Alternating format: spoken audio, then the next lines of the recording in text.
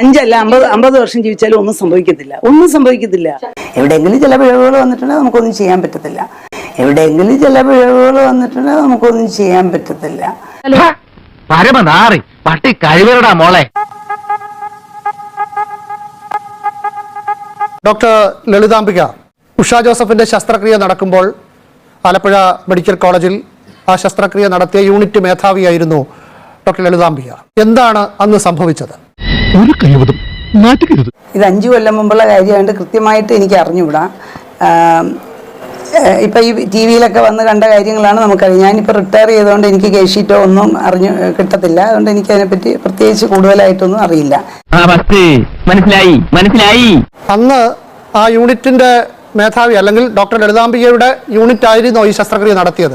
അതെ, അങ്ങനെയാണ് ഇപ്പൊ റെക്കോർഡ് പ്രകാരം ഉള്ളതെന്നാണ് അറിയാൻ കഴിഞ്ഞിരിക്കുന്നത്. അന്ന് കോവിഡ് ആയതുകൊണ്ട് നമ്മൾ കൂടുതൽ കോവിഡ് കോൺസെൻട്രേറ്റഡ് കാര്യങ്ങളിലായിരുന്നു. വളരെ അപൂർവമായിട്ടേ അന്ന് ശസ്ത്രക്രിയകൾ ചെയ്തിരുന്നുള്ളൂ. ഇതൊരു വലിയ ട്യൂമർ ആയതുകൊണ്ടായിരിക്കണം അന്ന് പെട്ടെന്ന് ചെയ്തു കൊടുത്തത്. അന്ന് ഈ ശസ്ത്രക്രിയ എന്തായാലും ഡോക്ടർ ലളിതാംബിക നടത്തിയിട്ടില്ല. ഡോക്ടർ ഷാഹിദയാണ് അന്ന് ആലപ്പുഴ മെഡിക്കൽ കോളേജിൽ ഉണ്ടായിരുന്നത്. ഇപ്പോൾ തിരുവനന്തപുരത്ത് SIT ആശുപത്രിയിലുള്ള ഡോക്ടർ ഷാഹിദയാണ് നടത്തിയതല്ലേ? അത് ഇപ്പോൾ ഈ പേപ്പറിൽ കാണുന്നതല്ലാതെ ഞാൻ റിട്ടയർ ചെയ്തുകൊണ്ട് നമുക്ക് ഒരു ഡോക്യുമെന്റിനും ആക്സസ് ഇല്ലല്ലോ. അതുകൊണ്ട് അതിനെപ്പറ്റി ഒഫീഷ്യലായിട്ട് പറയാൻ അറിഞ്ഞൂടാ. പേപ്പറിലും TV-യിലും വരുന്നതനുസരിച്ചുള്ള ന്യൂസ് എനിക്ക് അതിനെപ്പറ്റിയുള്ളൂ. എന്തായാലും ഒരു ഗൈനക്കോളജിസ്റ്റ് എന്ന നിലയിൽ ഇങ്ങനെ ഒരു ശസ്ത്രക്രിയ ഉപകരണം, അത് കത്രിയ പോലെ കാണുന്നതാണ്. നിങ്ങളുടെ ഭാഷയിൽ അത് മൊസ്കിറ്റോ ഫോർസപ്പാണ്. ഇങ്ങനൊരു ഉപകരണം ഒരാളുടെ വയറ്റിൽ കിടന്നാൽ എന്തെങ്കിലും പ്രശ്നമുണ്ടോ? ഇതിന് ഉത്തരം പറയുന്നതിന് മുമ്പ് ഒരു ചെറിയൊരു എക്സ്പ്ലനേഷൻ എനിക്ക് തരാനുണ്ട്. രാവിലെ ഞാൻ പറഞ്ഞതായി ഒരു തെറ്റായ കാര്യം മീഡിയയിൽ പ്രചരിക്കുന്നുണ്ട്. അതായത് 50 വർഷം ഇരുന്നാലും ഒന്നും സംഭവിക്കുകയില്ല എന്ന്. അത് ഞാൻ ഒരിക്കലും അങ്ങനെ പറയത്തില്ല, പറഞ്ഞിട്ടുമില്ല. എന്നോടൊരു മീഡിയ പേഴ്സൺ 20 കൊല്ലം ഉപകരണം വയറ്റിലിരുന്നാൽ ലക്ഷണം ഒന്നും ഉണ്ടാകുകയില്ലേ എന്ന് ചോദിച്ചു. അതായത് ഈ പേഷ്യന്റ് പണ്ടൊരു സർജറി ചെയ്തിട്ടുണ്ട്, അത്ര എനിക്കറിയില്ല. അപ്പോൾ ഞാൻ പറഞ്ഞത് ഉപകരണം ഒമൻറ്റം എന്നൊരു സ്ട്രക്ചർ വയറ്റിലുണ്ട്. ഒരു തിക്ക് ഫാറ്റി സ്ട്രക്ചറാണ്. ഒമൻറ്റത്തിൽ കുരുങ്ങിയിരുന്നാൽ ചിലപ്പോൾ ലക്ഷണം ഉണ്ടാകത്തില്ല. 20 ആയാലും 50 ആയാലും അറിയത്തില്ല. പക്ഷേ ഈ ഉപകരണം മൂത്രസഞ്ചിയിലോ ഇൻഡസ്ട്രിയിലോ എല്ലാം തട്ടി നിന്നാൽ തുളച്ച് കയറുകയൊക്കെ ചെയ്താൽ സിവിയർ പെയിനും മറ്റു കാര്യങ്ങളും ഉണ്ടാകും. അപ്പം ഞാൻ പറഞ്ഞതിൽ 50 കൊല്ലം ഇരുന്നാലും ഒന്നും സംഭവിക്കില്ല എന്നുള്ളത് മാത്രം എടുത്ത് മീഡിയകൾ വളരെ എനിക്ക് വലിയ സങ്കടമായിപ്പോയി. തീർച്ചയായിട്ടും ഒരു ഫോറിൻ ബോഡി ഇരുന്നാൽ ഏത് അവയവത്തിനെ അത് ഉപദ്രവിക്കുന്നോ അതനുസരിച്ച് രോഗിക്ക് ലക്ഷണങ്ങൾ ഉണ്ടാവും എന്നുള്ളതിന് യാതൊരു സംശയവുമില്ല. 50 വർഷം ഇരുന്നാൽ പ്രശ്നം ഉണ്ടായില്ല എന്ന് ഞാൻ ഒരിക്കലും പറഞ്ഞിട്ടില്ല. രാവിലെ ഡോക്ടർ പറഞ്ഞു ഒന്ന് കേൾക്കൂ.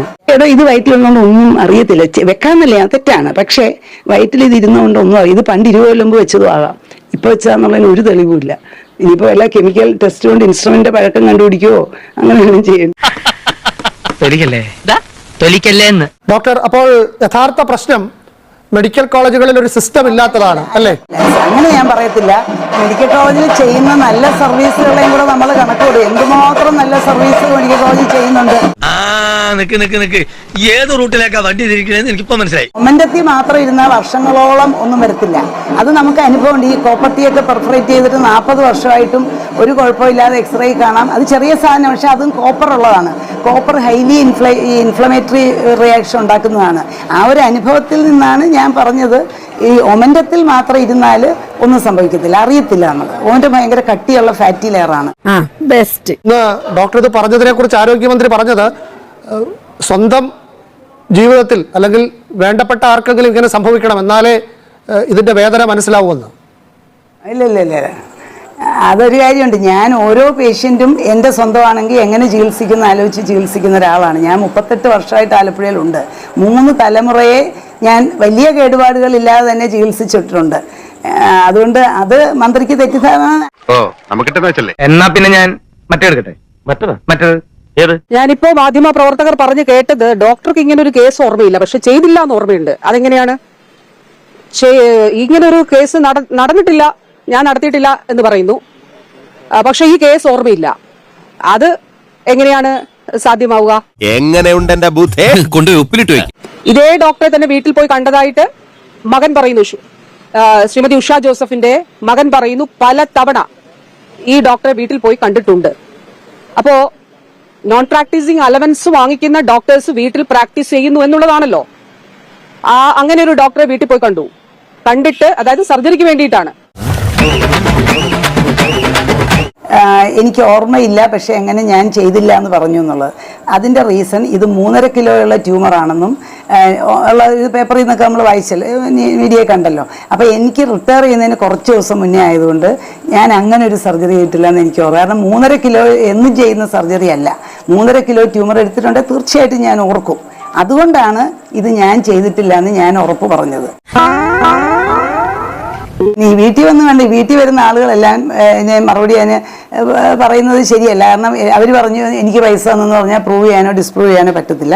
പക്ഷെ അത് ഒരു തെറ്റായ ആരോപണമാണെന്ന് ഞാനിപ്പോൾ പറഞ്ഞാൽ അവർക്ക് എൻ്റഗണൈസ് ചെയ്യാവുന്നതേ ഉള്ളൂ. അത് നമുക്കൊരു വാശിയിലും രാജ്യത്തിലും പോയിട്ട് യാതൊരു കാര്യവുമില്ല. എവിടെയെങ്കിലും ചില പിഴവുകൾ വന്നിട്ടുണ്ടെങ്കിൽ നമുക്കൊന്നും ചെയ്യാൻ പറ്റത്തില്ല. എവിടെയെങ്കിലും ചില പിഴവുകൾ വന്നിട്ടുണ്ടെങ്കിൽ നമുക്കൊന്നും ചെയ്യാൻ പറ്റത്തില്ല. ഡോക്ടർ ലളിതാംബിക അപ്പോൾ ഈ ഉഷാ ജോസഫ് കണ്ടിട്ടേ ഇല്ല. ശസ്ത്രക്രിയ നടത്തിയത് ഡോക്ടർ ലളിതാംബികയുടെ യൂണിറ്റിലെ മറ്റൊരു ഡോക്ടറാണെങ്കിലും ഇവർ വന്ന് കണ്ടിട്ടേ ഇല്ല. നമുക്കറിയാൻ പറ്റത്തില്ല. പലരും വരും നമ്മുടെ ഒത്തിരി പേര് വന്ന് സങ്കടം പറയുന്നവരുണ്ട്. നമ്മൾ കയ്യിൽ നിന്ന് അങ്ങോട്ട് ചിലപ്പോൾ സഹായിച്ചിട്ട് സർജറിക്ക് സാധനം മേടിച്ചു കൊടുത്തിട്ടുള്ളവരുണ്ട്. പരാതി പറയാൻ വരുന്നവരുണ്ട്. ഒത്തിരി പേരുണ്ട്. ഞാൻ ഹെഡ് ഓഫ് ദ ഡിപ്പാർട്ട്മെന്റ് ആയതുകൊണ്ട് എല്ലാ യൂണിറ്റിലെ ആളുകൾ നമ്മുടെ അടുത്ത് ഓരോരോ കാര്യത്തിന് വരും. ഈ മെഡിക്കോ ലീഗൽ ഇഷ്യൂസ് ഇല്ലാതെ ഒരുപാട് കാര്യങ്ങൾ ഞാൻ സോൾവ് ചെയ്തിട്ടുണ്ട്. ഉഷാ ജോസഫ് വീട്ടിൽ വന്ന് കണ്ടിട്ടുണ്ടോ? എനിക്ക് അറിഞ്ഞുകൂടെ. ഞാൻ വീട്ടിൽ ഡോക്ടർ ആളുകളെ കാണാറുണ്ടോ? അറിയോ, എത്രയോ പേര് വീട്ടിൽ രോഗികളെ കാണാറുണ്ടോ? പലപ്പോഴും ഒക്കെ കാണാറുണ്ടായിരുന്നു. വീട്ടിൽ മന്ത്രി പറയുന്നത് അത് തെറ്റാണ്. നോൺ പ്രാക്ടീസിംഗ് അലവൻസ് വാങ്ങുന്ന മെഡിക്കൽ കോളേജിലെ ഡോക്ടർമാർ എങ്ങനെയാണ് രോഗികളെ വീട്ടിൽ കാണുന്നത്? ആവശ്യമില്ലാത്ത ചോദ്യങ്ങൾ ചോദിക്കരുത്. ഞാനിത് ഇവിടെ തർക്കിക്കാനോ വർത്താനം പറയാനോ ഞാൻ ആഗ്രഹിക്കുന്നില്ല. അതൊരു ക്ലോസ് ചാപ്റ്ററാണ്. ഞാൻ ഒരുപാട് പേരെ നല്ല രീതിയിൽ സഹായിച്ചിട്ടുണ്ടെന്നും നല്ല കാര്യങ്ങൾ ചെയ്തു കൊടുത്തിട്ടുണ്ടെന്നും എനിക്ക് നല്ല വിശ്വാസമുണ്ട്. പിന്നെ ഇപ്പോൾ ഒരു പ്രശ്നം വരുമ്പോൾ അത് ആർക്കാരുടെ തലയിലും വെക്കാം എന്നുള്ളത് വേറെ കാര്യം. പിന്നെ നാണക്കെടുത്തി. അതുകൊണ്ട് എനിക്ക് എന്നോട് ചോദിക്കാന്ന് പറഞ്ഞ കാര്യങ്ങളൊക്കെ ഏകദേശം കഴിഞ്ഞെന്നാണ് എനിക്ക് തോന്നുന്നത്. വീട്ടിൽ നിന്ന് ഇറങ്ങിയിട്ട് ഇതാ വന്ന് കയറിയതേ ഉള്ളൂ. അതല്ല, ഇതൊന്ന് പറയൂ. ഇത് ഞാൻ വീട്ടിൽ കാണാറുണ്ടോ? എനിക്ക് കാണാറുണ്ടോ? ഇല്ല, വീട്ടിൽ കാണാറില്ല. എവിടെയോ എന്തോ ഒരു തകരാറ് പോലെ. രോഗികളെ വീട്ടിൽ കാണുക എന്ന് പറഞ്ഞാൽ എല്ലാം പൈസ ഇടപാടല്ല. ഇത് പല കാര്യങ്ങളിൽ പേഴ്സണൽ റിലേഷൻ ഉള്ളവർ, പരിചയക്കാർ, രാഷ്ട്രീയക്കാർ വിളിച്ചു പറഞ്ഞിട്ട് ഇഷ്ടം പോലെ പേര് വരും. മീൻസ് അവരെല്ലാവരും നമ്മൾ നല്ല രീതിയിൽ നല്ല കാര്യത്തിലുമാണ് ചെയ്യുന്നത്. അല്ലാതെ ആരോടും ഞാനൊരു അങ്ങനത്തെ ഒരാളല്ല. നിങ്ങൾക്ക് എന്നെ അറിഞ്ഞുകൂടാത്തതുകൊണ്ടാണ്. ആലപ്പുഴയിൽ നിങ്ങൾ അന്വേഷിച്ച് നോക്കൂ, എങ്ങനെയുള്ള ആളാണെന്ന് അന്വേഷിച്ച് നോക്കൂ. പ്രഭാകരേട്ടന് വീട്ടില് വിലയില്ലെങ്കിലും നാട്ടില് പുല്ല് വിലയാ. 5 അല്ല 50 വർഷം ജീവിച്ചാലും ഒന്നും സംഭവിക്കത്തില്ല. ഒന്നും സംഭവിക്കത്തില്ല. ഏത് സ്ഥാപനത്തിനും ചീത്തപ്പേരുണ്ടാക്കാൻ കച്ച കെട്ടി നടക്കുന്ന ചില ചെറ്റകളുണ്ടാവും. ഇവിടെയുണ്ട്. അതാ ഈ അവതാരം. തൽക്കാലം ഇത്രയും മതി. വരട്ടെ.